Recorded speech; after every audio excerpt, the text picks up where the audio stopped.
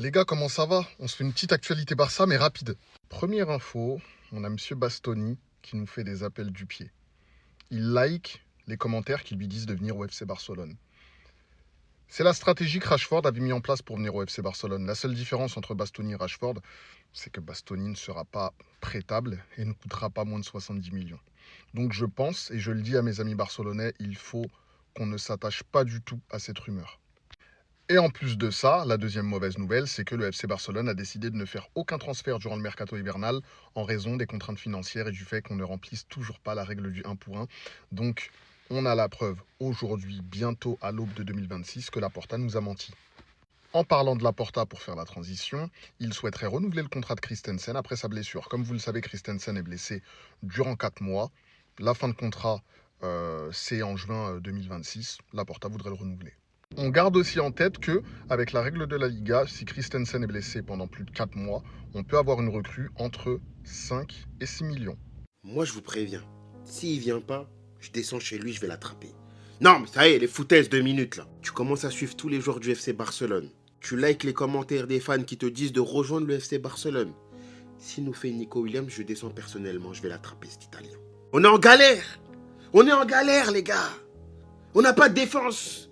C'est la catastrophe. On a Koubarsi l'irrégulier, on a l'Araujo le déprimeur. La défense, ça va pas bien, les gars. C'est Eric Garcia qui fait tenir la baraque. Et Gérard Maldini. On a besoin de vrais défenseurs. Moi, je vous le dis. Donc bon, Bastoni, on te pardonne. On pardonne à ton équipe ce que vous nous avez fait l'année passée, mais en contrepartie, tu viens chez nous. Voilà. Viens te faire pardonner à la maison à Barcelone. On t'attend. Attends les dirigeants. Tout ce spectacle, tout ce show-là. J'espère que c'est pas pour rien. J'espère que c'est pas pour rien. Parce qu'avec le Barça, on sait comment ça se passe. Toujours des faux espoirs, on croit que... Mais il n'y a personne qui vient. Personne. Donc t'as intérêt à venir. J'attends le Harry Good Fabrizio Romano. J'attends. Et toi là, cet écusson, il se respecte. T'as pas intérêt de jouer avec mon cœur. Pour ceux qui me prennent pour un fou là, je m'énerve pas pour rien. Parce qu'il y a pas longtemps, Matteo Moretto déclarait Bastoni est le défenseur central que veut le Barça. Deco s'est rendu à Milan. Mais moi, je connais mon Deco. C'est impossible. On n'a pas de sous. Et Deco, à la base, on croit pas en lui. Sauf que ce matin, je me réveille. Et je tombe sur quoi? En plus d'avoir liké les 2 dernières publications de Fabrizio Romano sur Lamine Yamal et Lamine et Rafinha, officiel hein, Bastoni, c'est les vraies publications. Monsieur Bastoni, et qui est l'un des meilleurs défenseurs du monde, parce qu'il faut le dire, il s'est mis à liker en personne. Vous voyez là, ça c'est des likes de l'auteur. Sous son propre post, les commentaires des humains qui lui disaient « Viens à Barcelone ». Il a liké. « Viens à Barcelone ». Il a liké. FC Barcelone. Il a liké. « Va al Barcelona ». Il a liké. Est-ce que vous réalisez à quel point ce mec-là, c'est la pièce manquante en défense? Gaucher, super physique, super QI foot, excellent à la relance. En vrai, on va pas se mentir. Les gens critiquent la Serie A, mais tous ceux qui regardent l'Inter, tous ceux qui suivent l'Inter Milan, tous ceux qui suivent la Serie A savent à quel point Bastoni, c'est un défenseur monstrueux. Il a juste aucune lacune. Défensivement, c'est un porc. À la relance, c'est un porc. Son QI foot, il est ultra élevé. Formé à l'école italienne en défense, je pense qu'on peut pas faire mieux. Il a toujours prouvé son respect. Même l'année dernière, après l'élimination du Barça face à l'Inter, il avait déclaré Lamine Yamal est le meilleur joueur contre lequel j'ai joué. Concrètement, là on attend quoi pour lui enfiler un maillot du Barça et raconter à nos enfants qu'il a été formé à la Masia? Deco, si tu foires ce dossier... hein. Ça, c'est la tête de Lionel Messi lorsqu'on lui pose une question complètement lunaire. Je tiens déjà à vous informer que Franck Ribéry vient de donner plus de détails sur ce qui s'est passé ce jour-là. Le jour où Ramos et Pepe ont failli découper sa tête. Voici son témoignage. Il dit « J'ai giflé Dani Carvajal suite à une dispute. Et après ça, Sergio Ramos et Pepe ont commencé à me harceler tout le match. Ils me lançaient des regards comme s'ils voulaient me tuer à chaque fois que je touchais le ballon. À ce moment-là, le match a commencé à ressembler à une lutte pour ma survie. Pepe me visait moi et pas le ballon. Et ben voilà, on comprend mieux cette image. Effectivement, Pepe et Ramos voulaient le découper. Vous comprenez maintenant pourquoi ce genre de défenseur-là nous manque. Dans le Real Madrid actuel, même si un de nos joueurs se fait gifler comme ça, vous pensez vraiment que c'est Linus qui va faire ce genre de truc? Non. Peut-être Rudiger, mais vu comment il est teubé, il pourrait créer un penalty. Ou même prendre un carton bête. On termine avec l'interview de Lionel Messi. Et dès le début de l'interview, devinez c'est quoi le premier sujet? SEX. Vous avez compris? Voici ce qu'il dit à Léo. Il dit Léo, on va parler de relations.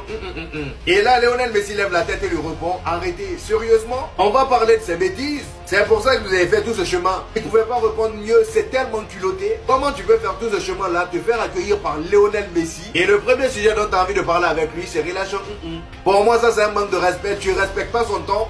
Attendez. Bastoni, c'est l'un des plus gros menteurs que j'ai jamais vu de toute ma vie. La vérité, c'est trop grave de mentir comme ça. Et là, vous allez vous dire pourquoi est-ce que je dis ça. Tout simplement parce qu'il veut venir au Barça, mais il ment. Il y a à peine quelques jours, quand il y avait des rumeurs avec le Barça, il avait répondu directement en disant « Cela me rend fier de voir des liens, cela signifie que je fais du bon travail, mais il n'y a rien. Rien du tout. Je suis heureux ici à l'Inter et je n'ai aucun problème, je ne m'intéresse même pas aux actualités. » Ah ouais? Bah pourquoi aujourd'hui sur ton post Instagram ça a mis des commentaires du style viens au Barça etc. Et toi bizarrement monsieur je ne m'intéresse pas aux actualités, t'as liké les commentaires en sachant très bien que ça allait faire parler. Et carrément ce qui me choque c'est qu'il s'est même pas arrêté là. Il est parti liker le post d'Eric Garcia, il est parti liker le post de Koubarsi et il a même liké les posts de Fabrizio Romano concernant Lamine Yamal. Lamine Yamal au passage qu'il avait tellement traumatisé lors de la demi-finale retour de LDC qu'il avait même posté son maillot sur Instagram. Maillot qu'il était venu demander directement à la fin du match. Bastoni en tout cas c'est que mon avis mais lui il est très louche. C'est vrai qu'actuellement il prétend être très heureux à l'Inter de Milan etc. Et qu'en plus de ça il coûte vraiment très cher. Et il est très louche. Donc en vrai de vrai s'il y a moyen d'aller négocier, s'il y a même moyen d'aller faire des forcings, hein, on prend. Bref en tout cas on va suivre ça de très près. N'hésitez pas vous aussi à me donner vos avis dans les commentaires, histoire de savoir ce que vous en pensez. Et moi je lirai tout ça. Alors lui les gars il vient de faire des appels de phare. Ils sont aussi gros que Marcus Rashford Prime quand il voulait venir au Barça. Il y a un poteau à moi fan de l'Inter, il m'envoie des screens de Bastoni. Je dis ouais ça a quoi à voir avec moi, je m'en fous hein. Après, il me dit, Théma il a liké quoi? En fait, c'est des humains, ils sont allés sous ses commentaires écrire comme tout Barcelone. Et lui, il a liké seulement. Il coupe tout. Et le timing ne pouvait pas être plus bon que ça. Hansiflick nous explique qu'il veut discuter avec Deco quant à la possibilité de recruter un défenseur central dès cet hiver. Parce que la situation, elle devient dramatique, tout simplement. On a appris encore hier que Christensen va disparaître des terrains pendant au moins les 2-3 prochains mois, quoi. Non mais sérieux les gars, il souffre d'une déchirure partielle du ligament croisé antérieur du genou gauche. De toute façon, avec tout le respect, ce mec-là, il a toujours un truc. J'espère que c'est sa dernière saison au club. J'en ai marre des joueurs fragiles et je m'en fous, j'ai pas de cœur, je veux gagner. Voilà. Il a l'air d'être un bon bouc, un bon garçon, bien, tout gentil. Mais si tu peux pas compter sur lui, c'est mort. Et me parlez pas de la BAC, c'est en 1997. Bref, Bastoni, c'est ton moment. Toi qui apprécies tant Lamine Yamal, t'as la possibilité de jouer avec le monstre. Comme tu l'avais si bien écrit lorsque tu nous avais fait éliminer, blablabla. Mais bon, t'étais pas tout seul, on s'attrape. Dites-moi ce que vous en pensez de cette possibilité. Mais après tout, c'est la direction qui travaille. Hein. Et maintenant, on aura une très bonne raison de les insulter si ça se fait pas. C'était Jorginho tout Brasil, on s'attrape. Dites-moi ce que vous en pensez. Bao. Attendez, on a eu le droit à quelques infos. Alors pour commencer, d'après Fabrizio Romano, le Barça envisage de recruter un défenseur central dès janvier. Le renforcement de la défense était prévu pour l'été, mais le club a pris les devants et a déjà entamé des discussions et des prises de contact sur le marché des transferts. Quelles sont les prises de contact ou encore les discussions, ça on ne sait pas. Et le Barça doit absolument ramener un défenseur. D'ailleurs, en parlant de défenseur, on a eu des nouvelles d'Araújo. Araújo se sent en pleine forme et est impatient de revenir. Depuis le match contre Chelsea où il avait pris un carton rouge, on l'a pas vu. Début janvier, il devrait reprendre l'entraînement collectif et on verra dans quel état il reviendra. Jules Koundé est prêt pour le match contre l'Espagnol. Lors du dernier match, il était sorti sur blessure et on avait entendu beaucoup de mensonges à son sujet. On lui avait demandé s'il était blessé et il avait dit non. Et concernant la Super Coupe d'Espagne, est-ce qu'il allait jouer ou pas, il avait répondu oui. Et sur Twitter, il a démenti également toutes les fake news en répondant à un tweet avec ce gif. Et pour finir, depuis cette déclaration d'Hansiflick le 25 novembre après la défaite 3-0 contre Chelsea, où il nous avait promis qu'on verrait bientôt un Barça différent lors des prochains matchs, le Barça depuis c'est 7 matchs, 7 victoires. En précisant également que le Barça a enchaîné 3 matchs sans encaisser de but pour la première fois sous la direction de Flick. Malgré les victoires, bien évidemment, il y a encore pas mal de choses à améliorer dans le jeu, mais pour la confiance en tout cas c'est excellent. Bref, en tout cas n'hésitez pas à me donner vos avis dans les commentaires, histoire de savoir ce que vous en pensez, et moi je lirai tout ça. Bastoni, le cœur des Barcelonais, est très sensible. Donc s'il te plaît, arrête. Arrête de nous faire ça, parce que tu nous fais mal. On sait très bien que tu coûtes cher. Il y a quelqu'un qui est venu dans ses commentaires d'un de ses posts et qui lui a dit « Viens à Barcelone ». C'est liké par l'auteur du post. Et qui est l'auteur du post? C'est Bastoni. Ça veut dire quoi ça? On te demande de venir à Barcelone et toi tu likes le post. Alors que tu sais très bien que le Barça cherche un défenseur. Tu as dû répondre à des rumeurs. Bastoni à propos des liens avec Barcelone. Cela me rend fier de voir des liens. Cela signifie que je fais du bon travail, mais il n'y en a aucun, rien du tout. Je suis heureux ici à l'Inter et je n'ai aucun problème. Je m'intéresse même pas aux actualités. Pour après liker ça, Bastoni, pas à nous. Pas à nous. On sait très bien que tu veux venir. Et comme chaque année, le problème est le même. Le Barça et les problèmes financiers. On sait tous que Yamal il t'a traumatisé et que t'as kiffé. Quand j'imagine l'équipe que le Barça aurait eu si Bartomeu avait pas fraudé les gars, ça me fait mal. Mais bon, ce qui ne tue pas rend plus fort, hein, écoute, c'est que du foot. Enfin bref, sinon vous les gars, vous en pensez quoi? Ramenez-vous sur Snap, on s'ennuie.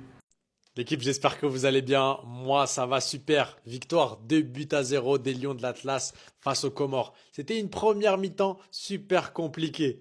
Rahimi qui loupe son penalty provoqué par Brahim Diaz à la 11e minute. Ensuite, ça s'aggrave avec la sortie de notre capitaine, Romain Saïs. 7 minutes plus tard, je me suis dit, ça sent pas bon cette histoire. Les Comoriens, ils étaient en bloc bas, défense max, ils avaient mis le bus, c'était impossible de se procurer des occasions. Mais la deuxième mi-temps, il y avait du mieux. Ils sont venus avec des meilleures intentions et on a commencé à provoquer. Et là, on a vu Brahim Diaz débloquer la situation. Lui qui, selon moi, avait fait une première mi-temps un peu moyenne, malgré le pénalty qu'il avait provoqué, comme je l'ai dit précédemment. On doit absolument parler de cette action. Une fois que Brahim Diaz a marqué, ce qui s'est passé, c'est que les Comoriens, ils ont commencé à se découvrir, à aller de l'avant, à jouer. Finalement, ils ont arrêté de mettre le bus, ils ont arrêté de jouer la défense, ils ont commencé à se découvrir, à prendre un peu de risques. Et c'est là que Salahdine, il a intervenu, il a fait un centre magnifique. Et on a monsieur El Kaabi qui a marqué un ciseau incroyable. D'ailleurs, dans le live, pour ceux qui étaient connectés, il y a un des viewers, un des followers qui l'avait déclaré. El Kaabi, ciseau, ça n'a pas manqué. Franchement, c'était exceptionnel comme but. C'est le but de cette CAN pour l'instant. Sachant qu'Achraf Hakimi était sur le banc. Il n'a pas joué le match. Donc déjà ça, c'est à souligner. On a réussi à marquer et on a réussi à gagner sans lui. Le meilleur joueur africain a pu présenter son ballon d'or à l'ensemble des Marocains et des Marocaines présents au stade Moulay Abdallah. Il y a eu une cérémonie d'ouverture absolument exceptionnelle. La fête a été réussie de A à Z. Il n'y a rien à dire. Maintenant, il va falloir se préparer pour la suite. Il va y avoir 2 compétitions, l'équipe. La phase de poule et la phase finale.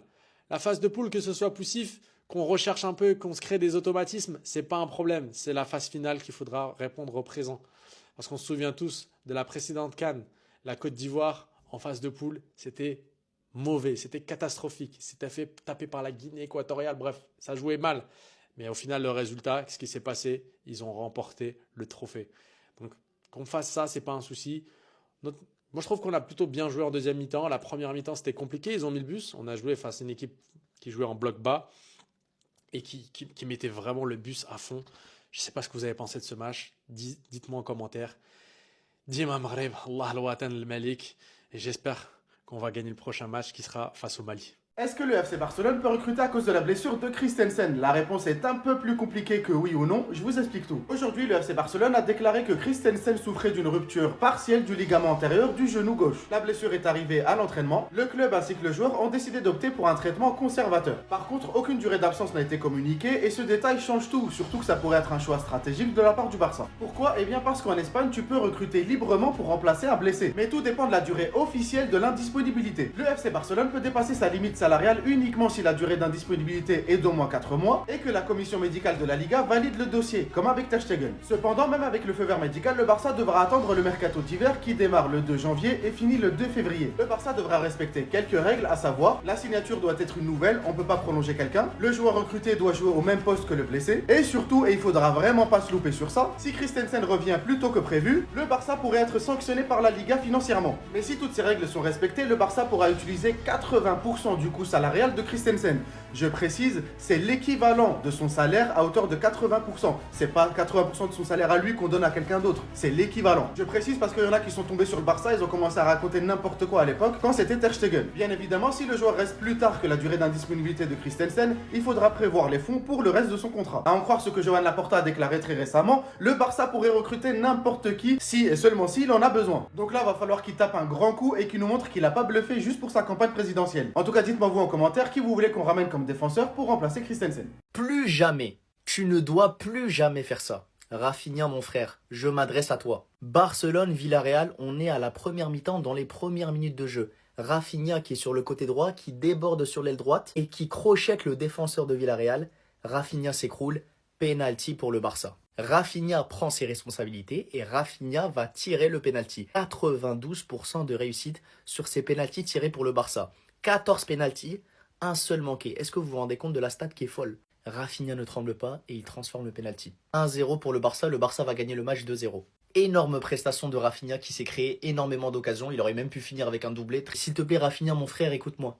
Plus jamais, tu ne dois plus jamais laisser les pénaltys à quelqu'un d'autre au Barça. Tu es fait pour ce genre d'exercice. Tu as le sang-froid, tu as la finition, tu as la frappe, tu ne trembles pas devant les filets. Les pénaltys doivent être faits pour toi au Barça. Et même quand tu es remplaçant ou sur les gradins, je veux que quand il y a un pénalty pour le Barça, tu viennes le tirer. Ça doit être non négociable à partir d'aujourd'hui. La stat est folle. Vous allez me dire, Wassim, tu ne jures que par les stats. Mais quand tu vois que le mec, sur 15 pénaltys, il en a marqué 14, mais qu'est-ce que tu veux dire? Qu'est-ce que tu veux dire? Donc je suis désolé, Lewandowski, Lamine Yamal, avec tout le respect que j'ai pour vous. Mais mettez-vous sur le côté. Laissez Rafinha se charger des pénaux. Restez dans votre zone. Lui, c'est sa zone. Les pénaux, c'est sa zone.